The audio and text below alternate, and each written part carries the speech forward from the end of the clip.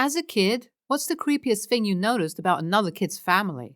Story 1. I don't know why I remember this, but I do. My best friend at the time, named Ashai, was the middle child. She had an older sister named Nicole and a younger brother named Jack. Nicole was obsessed with Jack's dick. She was about 8, as I recall, and called his dick soft bit. She told me that it was fun to play with and she liked bouncing it. One time during a sleepover, Ashai was asleep when both me and Nicole were awake. Nicole kept repeating soft bit, touch it. When I finally said I didn't want to, she said, everyone in my family touches it. Okay, to each his own. Some families are just oddly open-minded. Doesn't sound like Jack was too bothered by having everyone worship his dong. Story 2. None of the males in the family used a toilet seat. They all believed that it was meant only for women to use because of something involving their anatomy. It didn't matter if they were in public or at home. They would put the lid up and sit on the rim. Unfortunately for me, they were the only Jewish family I knew, so I went through most of my childhood thinking that Jewish males were prohibited from using toilet seats. Story 3. It was always really creepy to me when my friend's dad would pay too much attention to their daughter's body or mine. I had a friend that wasn't allowed to hang out with me anymore because I had started developing boobs. I actually knew a lot of people with dads like this. One would pants his teenage daughters all the time, underwear included, really grimy. That's a bit too sinister. Your friend not being allowed to hang out with you for that reason is very embarrassing for a young teen. Story 4. Yes, 40. Their yard was full of garbage and they'd literally just let their dogs die in the yard. The children were filthy and always seemed sick. Hell, one of them would eat dirt or dog food if you asked him to. One time, my father went over there to help fix something in their home and almost stepped on their newborn baby because it was laying in a pile of dirty clothes. Found out years later that the kids were inbred. Story 5. Not really a kid, but when I was in high school, I knew a girl who had a really flirtatious relationship with her father. Her folks were split up, and she had this fake, cute voice that she would use. Imagine the little girl saying, I love you, Daddy, but coming out of a 16-year-old's mouth. They also hugged and kissed way too much. Yes, there's a possibility of incest there. It's not unheard of and probably more popular than people realize. Story 6. When I was 4, my friend invited me and my family to his beach house for Memorial Day weekend. When we got there, I noticed the house had lots of pictures of old planes in the hallway and in the living room. My parents were acting weird, and we left really quickly. The planes were all Nazi planes from World War II. They had decorated their beach house with family photos and Nazi memorabilia, and then invited Jews to said beach house. After that weekend, I was never allowed to talk to him again. Story 7. I had a friend that went to some babysitter. He and his sister were pretty strange. He was very grabby, huggy. She didn't say a single word until like age 7. I went to their house once and their dad did nothing but yell the whole time. There was a room that I was told we couldn't play in because it was theirs and Daddy's special room. As an adult looking back at it, I'm almost certain that those kids were being sexually and physically abused. I think your suspicions are likely true in this case. If you had realized that back then, you could have reported it. Story 8. Not creepy, just puzzling. My best friend's family, when I was about 7 or 8, didn't drink anything with meals. I remember asking for water or milk, and they were all like, I didn't think much about it at the time, but to this day, I've never met anyone else who, as a rule, doesn't consume liquid at the same time as solids. Story 9. Oh boy, have I got one. My best friend growing up lived across the street from me, and her father is a complete psycho. He was always buying the kids new pets. Rabbits, dogs, iguanas, rats, whatever they wanted, only for those pets to disappear within a few months as the family got tired of them. He was super religious and always telling his kids crazy lies about everything. Like that they had rich relatives who didn't exist or that his youngest had cancer, which she didn't. He was real quiet, and whenever any of his kids had friends over, he would stand silently in the doorway the entire time, which is maybe possible as socially awkward concern on its own, but less so in the other contexts. He was always making his daughter come home from sleepovers at like 3 in the morning. He would just walk over, knock, and ask for her. He was always complaining that his kids' friends were bad influences or too slutty even in grad school. One day my dog got loose and he drove his truck up across 3 neighbors' lawns trying to run it over in broad daylight with neighbors out all around. But none of that compares to the shitstorm which happened. When Obama was elected president, he immediately decided that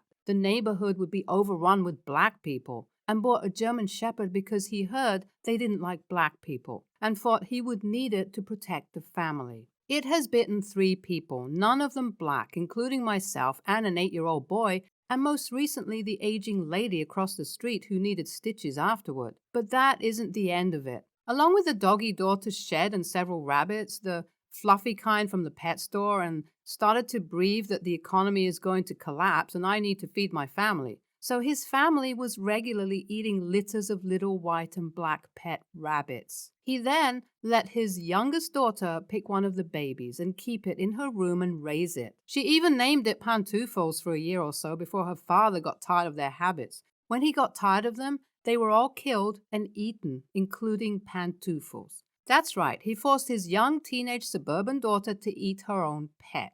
This guy is a sicko who should be locked up permanently. He also should not be allowed to have pets. But that's something that at some point will be put into action to stop psychos having access to pets. Kids should be taken away too. Story 10. One girl seemed to have some serious issues with her dad. Otherwise, she was pretty cool and we each liked each other. But we couldn't date because her dad wouldn't approve of it. I was like, well, I'm a well-mannered guy, I think, and I can dress well and present myself well. Let me meet him sometime and I'm sure it'll be cool. But no, I couldn't even meet him. Nobody could ever go over to her house. I don't know. She just talked about him way too much in certain situations. She was super cautious about talking about her home life. It was just kind of weird, and all my friends picked up on it too. Story 11. I went over one of my best friend's houses after growing up and played games in their basement. They had a freezer in the basement where his mother kept several-month-old fetus that she miscarried in a glass jar. His mother told me she believed that was a life,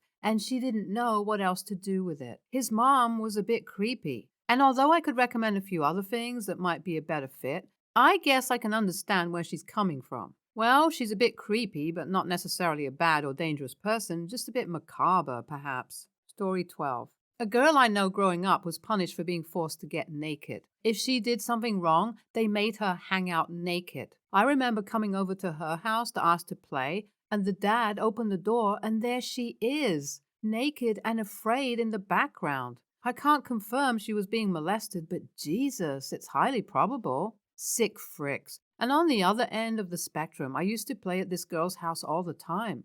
The family didn't seem nuts or super crazy per se, but they didn't seem overly welcoming and warm either. Anyway, we were good friends. Nothing too creepy used to go on from my memories. Fast forward to our senior year in high school, and the dad got busted in a huge child pornography ring with content involved in children as young as 9 months old. He was a freaking closet pervert, and they ran a daycare out of their home. You can't always judge a book by its cover, I guess. Story 13. I once stayed at a friend's house, and they had this dirty cloth by the sink. It's what I would have used at home as a face cloth, and people would usually use it to wash their faces or hands. Turns out, when they use the toilet, they wipe their bums as normal, then use this damn cloth to get the remnants, so they're really clean. Bit of a flaw here. The whole family used this one cloth between them. No idea how often it was washed. Who cares? It was covered in tiny little spots of poo and had been used by everyone. It would have been filthy after one use either way. There was also the fact that they decided the best place for it was on the sink. So weird. The rest of their house was clean and they seemed relatively normal. That is really, really disgusting. Is it just a weird cultural thing, perhaps? It would be better if they washed their bums with their hands, then washed and disinfected them rather than the same filthy washcloth used by everyone? Absolutely vile. Story 14. I had a friend who was terrified of turning 13. Her stepdad had a big thing about how terrible teenagers were.